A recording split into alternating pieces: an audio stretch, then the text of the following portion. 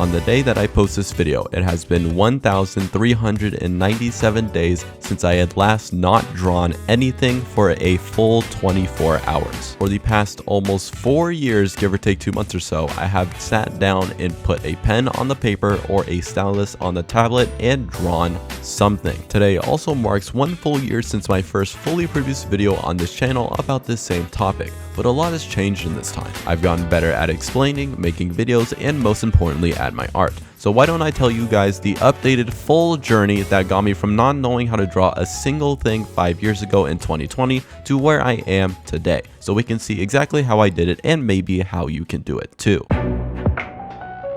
It all began at the end of 2020 in December when I was extremely bored. It was the middle of the pandemic and it's not like I had nothing to do per se. Like I had a lot of video games to play at the time. High school was there, but honestly I could just get A's on classes without even paying attention to a single thing taught to me. So it left me with extended periods of free time. So extended that I got to the point where I was even getting bored of video games. So I wanted to find a new hobby. It was also at this time when I first got Twitter. And what did my dumb little baby 15-year-old self see on Twitter? Art piece after art piece, just so many expertly crafted artworks that it blew my mind. I didn't know what Pinterest was at the time. I wasn't really active on Instagram at all. This was the first time that I was truly exposed to great art outside of the conventional animation and video games. And not only did the art blow me away, so did the numbers. Tens if not hundreds of thousands of likes and views on these pieces. Now I wasn't really one to obsess over numbers too much, but I thought to myself, if I ever did want to become known or famous, this would be one of the ways that I would want it to happen. And so for all of these reasons, I started drawing. And I sucked at it. So here we have my first ever sketchbook going from December of 2020 to April of 2022.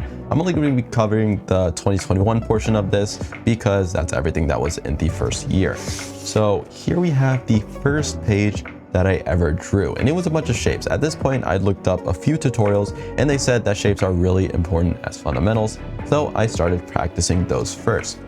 If we go to the next page, we're in January. So that was the very end of December. Now we're in January of 2021. And I was starting to dip my toes into some bodies and learn that I really didn't know how to do them. I really very much sucked at them, but that would change later. If we move over a few weeks, we have, as a character from a game, some hands, some face practices, some lines, all that good stuff. I do this little practice over here where I do 2 lines, 2 dots, and then I try to connect the two with a single line. And it would really improve my line accuracy. If we keep moving on, we're in February now, and we're getting a little bit more complex with the shape practice because now I'm introducing perspective grids. Is it good? Not really, but if we keep on moving a few months, this is in about April, now we're really starting to ramp up the perspective stuff, and that is really helping me. If you can see on this page, it's really helping me with things like my characters and just kind of putting things in perspective. I'd say this is pretty decent for about 4 or 5 months in. If we skip forward even more, now we're in August, September. Now I'm starting to really focus on the characters, and because of all that previous shape practice I did before, I was much more comfortable going into things like hair and eye proportions and things like that, and it really laid a pretty good foundation. Now if we skip all the way to the very end, we have a few studies that I did of some Twitter drawings. It was a few years ago. Who really cares? But I didn't really draw every day for this entire year. It was pretty much every other day, but you can see that it was often enough that you can really notice the improvement from this page to this page to this page. So it was quite good, but it wasn't enough because in other aspects like digital art and coloring, I still had very little to no clue in what to do anything of. I pretty much couldn't color a single thing. So things had to change.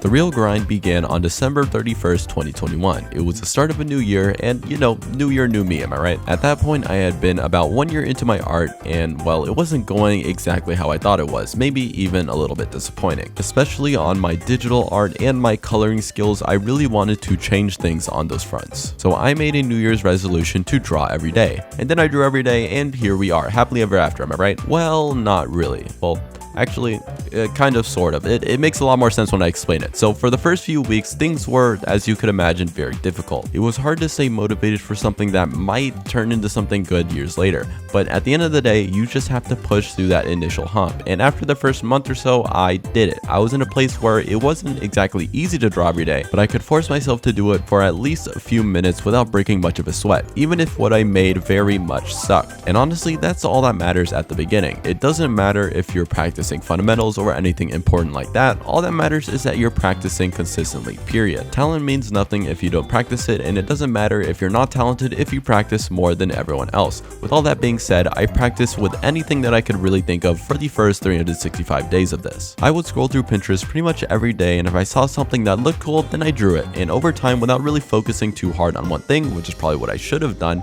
I still got quite a bit better, especially in things like understanding lighting, scale, composition, all the good stuff. So overall, for the first year of drawing something every day, it was all about building up a habit and getting rid of the need for motivation to create art, and being able to force yourself through pure will to make something every day, even if you didn't really want to. And before I knew it, I was in year 2 of drawing every day, 3rd year overall, and I was quite surprised. Honestly, no burnout, no thoughts about stopping. I was sure that once I reached the end of that 1 year mark, I would want to stop, but I just couldn't put it down. Now, to clarify, there isn't an exact amount of time that I had to draw each day. For some days I drew for 4 hours, for others I drew for 15. And if I were to average it out throughout my entire journey, I would say I averaged about 2 hours per day. Not that long if you really think about it, but anyways, I was in year 3, and at this point I was starting to realize just how much of a habit this had become. And so I wanted to keep this going and decided that I would go until I just couldn't anymore, which you guys can see how that's turning out. During this time, I also started to realize that I, more than most other things, were particularly drawn to the field of character illustration. What I found most enjoyable in art was not really designing my own characters, although now I'm starting to dip my toes into that, not creating environments, or not even really telling complex stories with all these hidden meanings and whatnot. What I really liked doing was taking characters that I like, reimagining them in the coolest way possible, and then drawing that. Although nowadays I'm starting to really flesh out other aspects of it, but we'll get to that later. Sometimes what I make would involve backgrounds or scenes, but halfway through year 3 I realized that if I really wanted to get good at this, I needed to specialize, and so I did just that and focused solely on drawing characters, which persisted all the way up until pretty much this 5th year. So I started to do a lot more in-depth research. How did my favorite artists draw their skin, their hair, do their textures, compose their drawings, anything that I could get my hands on. For as much as I drew every day, I spent half, if not an equal amount or more, of time each day researching and finding references, creating folders, and watching videos. And a lot of this culminated into sort of a summer challenge called Chromacore. This is basically a competition started by, another small-time YouTuber by the name of Cynics Design. But TLDR, in this competition, you begin by submitting an original character based on a given theme. And the top few artists get chosen by a panel of judges to participate as the main frontrunners of the actual competition, while everyone else, me included, would be allowed to follow along if we weren't chosen. And over the course of the next month, you would have to create a full illustration of whatever random prompt was given. That's right, 30 full finished illustrated pieces in 1 month. This was, and kind of still is, the hardest thing that I've ever had to do as an illustrator at the time. Creating piece after piece. Sometimes I wouldn't finish on time and then I would have to make it up on the next day. Some days I would wake up to a prompt about drawing things that I'd never even thought about before. Nevertheless, by the end of the month I had done all 30, and it was such a grueling, rewarding, and I guess transformative experience looking back on it. To be honest, I think is what really kind of shaped my current views on working on projects and gave me a much better work ethic. I basically threw myself to the wolves and climbed my way back out, much more tolerant to working for extended periods of time and much more focused on finishing projects faster. Beyond that though, it was just more and more practice, still looking quite amateurish outside of a few standouts here and there, but there is a considerable jump in the quality of my lighting composition, which we'll see more of next year. So year 4 was a lot like year 3 in terms of what I practiced, mostly focusing on characters and portraits, things of the like, but if I were to describe what I specifically did, I would split the year into 2 halves. finding the process and developing a style. The first part of the year is exactly what it sounded like. As of the beginning of that time, I still didn't really know what I was doing. I knew what every tool did, and for the most part, I knew how to draw something that looked quite decent now, but I still didn't have a process that could guaranteed get me from a blank canvas to a good drawing. And so, while it might not look like it, a lot of the illustrations that I made at this time were made in very different ways. Some had 2 sketches and then lines, some had 1 sketch layer and then was just painted on top of. I tried out grayscale for a while and then just found out that I'm not so great at using it. I just pumped out piece after piece, finding what process gave me the best results the fastest, and it's here on this piece where I felt like I finally found something that really clicked. And since then, I've pretty much stuck to it as my main process of super rough drawing, some lines on top, base color, light, render, and effects. Now, the second part of the year is where I started to really refine it more. This is where I found that, hey, if I really felt like it, I could just skip the rough part, or heck, I could just skip the rough and the lines. How many layers do I really need to make something like this? 5, 4, 3? How much can I optimize? And unknowingly, it just kind of led to this thing where I would paint over certain portions and prefer certain textures. It basically amplified things to a point where I could actually definitively call it a style, where before it was just kind of me trying my best and not thinking about things like that. That's right, it took me 4 years to finally find a style that I was consistent at. So when I tell you don't need to find a style immediately, I'm talking from actual experience. Beyond that topic though, there's something else that happened that would change the course of how I would approach art to this day. That's right, this channel. At the end of year 4, I had reached day 1000 in my, challenge of drawing every day. So everything past this portion is not in my previous 1000 days video, and I'll just say this is probably the most interesting time in my entire career of art. So November of last year is when that first video of mine, blew up, and when I decided that, hey, maybe this whole making videos thing is something that I should keep doing. And this started to shape not only how I allocated my time to art, but also what led to a radical difference in the way that I approach art now. So now I had 2 things to focus on in regards to my art: creating better art in general like I always had been, and creating videos centered around that art. And this became a real challenge in terms of how I should allocate my time. Editing a video like this takes days, if not a week, or an all-nighter if I have a tight deadline. It really depends on the video. So how would I make sure that I could still draw every day?